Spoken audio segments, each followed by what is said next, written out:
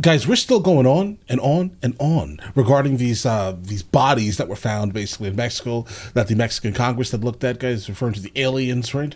Apparently, Neil deGrasse Tyson has something to say about it. We're absolutely here for that. This is a suggestion via Patreon, guys. Let's check it out. Tonight, a 4.5 billion year old cosmic rock about to land back on Earth. This spacecraft, as you see there, is carrying a sample of rocks and dust from an asteroid named Bennu. And it's entering Earth's atmosphere at a velocity of 36 times the speed of sound.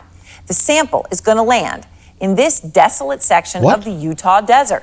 Okay. This was the title basically said something other than what we're talking about right now. All right, let's get it. That's important because Bennu Guys, what is this? Overall is an asteroid the size of the Empire State Building. It has a real chance of smashing into Earth in 159 years. If that actually happens, it would hit Earth with the force of 22 atomic bombs. So NASA is hoping that this sample that they've obtained could help them figure out a way to prevent an impact and learn a lot more, obviously, about asteroids. I mean, this sounds like an ELE.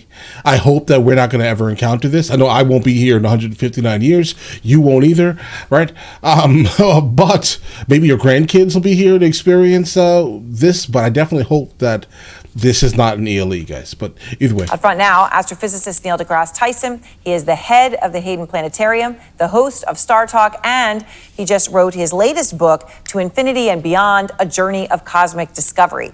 So, Neil, I relish all of our conversations. New book. So you've got this asteroid, and, it's incredible.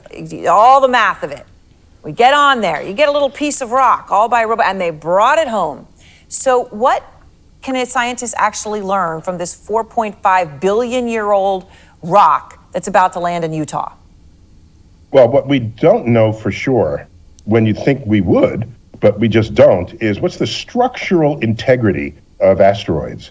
Only recently, recent decades, did we learn some of them might just be rubble piles gathered together that are masquerading as a solid object. Right. Others are sort of loosely held together. This matters because if you want to deflect an asteroid that might be headed your way, and you know it's one part of it, and right. It doesn't have the structural integrity to stay together, you can end up breaking off a piece, and your mission would then fail. So, by looking at what the material contents of Bennu is through this sample return, which, by the way, we just have to just praise that this is working, okay? Right. I mean, look, I gotta say, we launched OSIRIS-REx, this mission, 7 years ago from a moving platform, Earth, intersected a moving target, Bennu, an asteroid.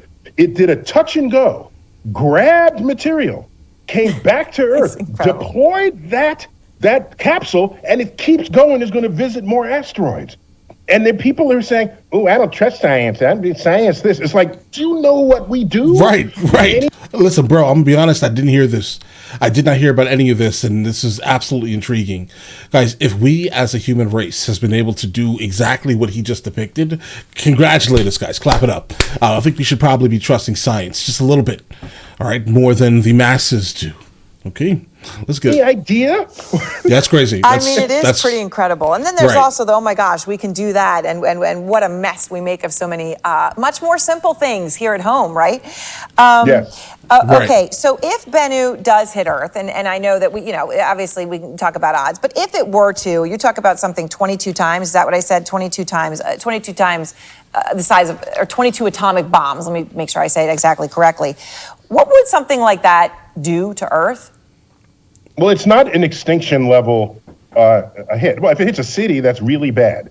But we would have some good idea. Okay, so no ELEs, guys. No extinction level events happening here. Okay, good. I mean, it's a good thing. I think that it would absolutely damage. Exactly what you said. A city would be wrecked. A city is gone. The whole city is gone. And we can honestly hope that it only hits the water. Maybe in the southern. No, guys, the water is going to. Oh no. We're absolutely going to get tsunamis if that happens. Earthquakes, tsunamis. At the very least, tsunamis, right? In many countries are going to feel it. It's going to be bad. But if it hits land, I think that it's going to definitely set off earthquakes, guys. I think so. If it's going to Salt Lake, Utah, yeah, that's a problem. Earthquakes. That city is gone. Idea of that well in advance, right? By the way, as we get closer to 2182, these odds will improve in the sense that it'll either go to zero or go to certainty. It's not going to still dangle in is it or is it not? And so that's an important first point. So if we know that it's going to hit, then we got to know where it's going to hit. Right. If it hits a city, it takes out the city. Absolutely, completely. it's gone. But most of Earth is not city, and most of land is not occupied. Right. So my fear is that if it hits the ocean, then you got a tsunami that could take out an entire coastline, right? Wow. But otherwise, it would destroy a county's worth of land. That's about it. So, I hope everyone will get your new book. You talk about parallel worlds, black holes, wormholes, time travel, all these questions people have. One thing... if you think that I'm not buying it, you're crazy. That a lot of people are talking about lately, and NASA even now has a head of UFOs, right? Congress has a hearing on UFOs. And so people are talking about UFOs and aliens in a more serious way than ever being on the front of the National Enquirer, right. the way it used to be.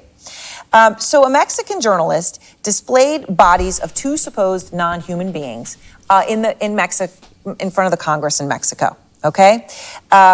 Each with three-fingered hands and elongated heads. Now, before we all mock the video, right? Because it's easy. It's easy to mock that video. Because it's gotten a lot of mocking. It looks a lot like E.T. But as I said, right. NASA just announced for the first time a director of research on UFOs. So they are taking this overall topic more seriously. What's your take on this? Go. Well, first of all, I like what they did in Mexico. They had what they claimed are alien bodies, and they brought it out in front of their Congress. That's better than leaving them in a locked box and saying you and no one else can get to see them. Are you saying that we have some in locked boxes and no one can see them? That's a start. But in science, a new truth, an objective truth, is only established when multiple labs can analyze whatever your claim is. When we brought rocks back from the moon, we distributed them to all the labs of the world. So everybody participated in that discovery. He is very nicely saying, this is nonsense. Basically, he's like, oh, if this was a real thing, you would have given them to all the countries by now to study them. But instead, you're not. So what does that mean? Nonsense. So here, bring out samples to others and let other people, skeptical people in other labs, test this. They'll either verify it or falsify it, and then we move on. What was your reaction when you saw the images? I was surprised because if they're from another planet, why do they look so human? They have two eyes, a nose, a mouth, shoulders, hips, femur, a rib. Why? Most life on Earth shares DNA in common with us. It looks nothing like us. Right. So how could it somebody? So that was my first thought. The same. When I saw it, I was like, wait a second, hold on, bro. If we're gonna get an alien, I'm almost positive this said alien will most likely be like an octopus or something, guys. All right? Because it doesn't make any sense for something on another planet to evolve exactly like us, right? Because we have many flaws. The octopus seems to kind of fix all those flaws. So why not an octopus or a praying mantis or something, bro? Right? But instead, you give us something that is humanoid with lips and a nose and all of our basic structure, guys. Come on. Second, any corpses or mummified remains, there is no bone in your nose. It's an open hole into your skull. These aliens have intact noses, okay? If indeed that is their nose, okay? Bars. I didn't even think of that. This is why he's Neil deGrasse Tyson, guys. That's it. That's why he's Neil deGrasse Tyson. All right? That's it. Yeah, you're right, bro. Because once you basically go away, your nose is just cartilage. Just not going to hold any type of structure. And I'm telling you, it has lips, bro. All right? And the lips are gone, too. All that's gone. It should just literally be an empty hole. Oh, bro, let's get it. Sure. Let's get it. Let's get it. Well, that's odd after 2,000 years to still have a nose with two cavities in it. So that's odd, but they should share it. That's how we determine what is true. They're not going to do that, bro. All right. Neil, thanks so much. Great to talk to you. Thanks for having me. There's no way they're ever going to allow us to even touch these things, guys. Like, even if you look at the x-rays, like, the bones are upside down. And keep in mind, like, this ufologist guy who brought this in, if I recall properly, this was the same guy that did the same thing with the same exact bodies, let's say, right? Many, many years ago. This guy has tried to do this often.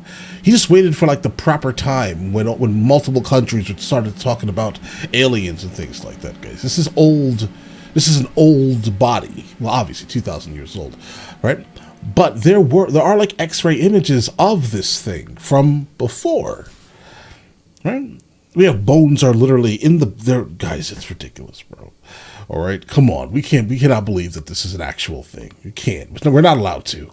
Okay, but all right. Listen, you guys all have an absolutely amazing day. Enjoy your day thoroughly.